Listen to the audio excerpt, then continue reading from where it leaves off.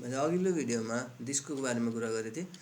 This भनेको चाहिँ कुनै पनि एउटा फङ्सनमा हामीले नभनिकन पास हुने प्यारामिटर हो भनेको थिएँ। इम्प्लिसिट प्यारामिटर हो। हामीले जे प्यारामिटरहरू पहिले भनेको हुन्छौँ नि त्यो भनेको चाहिँ एक्सप्लिसिट प्यारामिटर पनि भनेको थियो। भनेपछि एउटा सुरुमा फङ्सन बनाऊँ, फङ्सन प्रिन्ट समथिङ भनौँ न।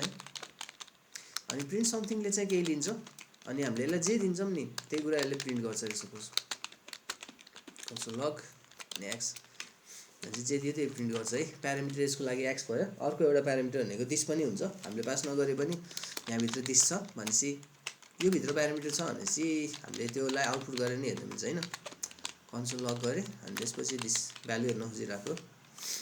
अब मैले एउटा फङ्सन यो फङ्सनलाई चाहिँ एउटा भ्यालु दिएर कल गरेँ, इन्भोक गरेँ, प्रिन्ट समथिङ भने अनि सपोज 2 दिएर यसलाई मैले इन्भोक गरेँ अनि के हुन्छ भने नि के भइरहेछ यहाँ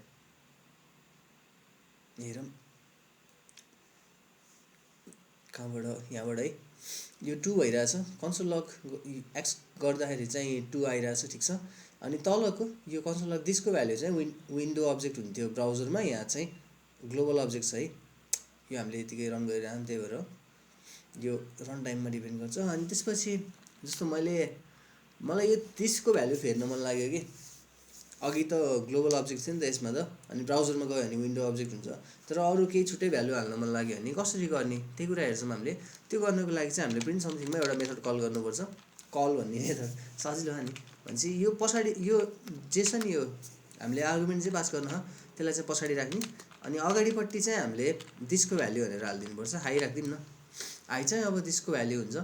दिसको भ्यालु हाई सेट गरिदिन्छ यसले चाहिँ अनि 2 चाहिँ यसलाई पास गर्छ कि भनेपछि गर्छ कि नै भनेर हेरौँ। अब चाहिँ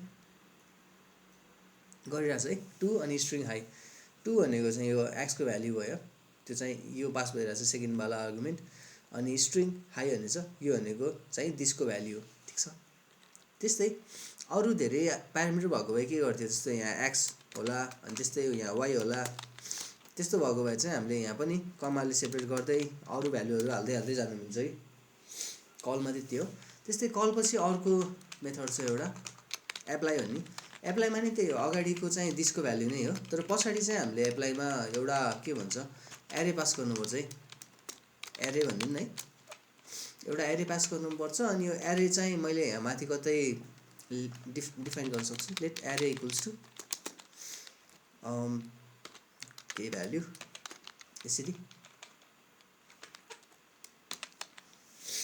यसरी पास गर्न मिल्छ। भनेपछि यो मैले रन गरेँ है भने के देखाउँछ भनेर हेरौँ। 23 32 भनेको X र Y को भ्यालु हो अनि त्यो चाहिँ यहाँ यो एरेबाट आइरहेछ। अनि स्ट्रिङ हाई भनेको चाहिँ दिसको भ्यालु हो। दिसको भ्यालु हामीले फेर्यौँ भनेपछि कल र एप्लाईमा फरक के छ भन्यो भने कलमा चाहिँ यहाँ पछाडि आर्गुमेन्टहरू लेख्नुपर्छ होइन कमाले सेपरेट गरेर, भने एप्लाईमा चाहिँ हामीले एरे पास गर्नुपर्छ। त्यही कुरा हो। एरेलाई यतिकै पास गर्ने हुन्छ है डब्बा सब्बा बनाएर, अथवा भ्यारिएबल पास गर्दा नि हुन्छ। जुन गर्दा नि एउटै आउँछ। मैले रन गरेँ, रन गर्दा सेम आइरहेछ है। भनेपछि जसरी पास गर्दा नि एउटै हो। त्यही कुरा हो। यसपछिको भिडियोमा चाहिँ हामीले बाइन्ड हेर्छौँ।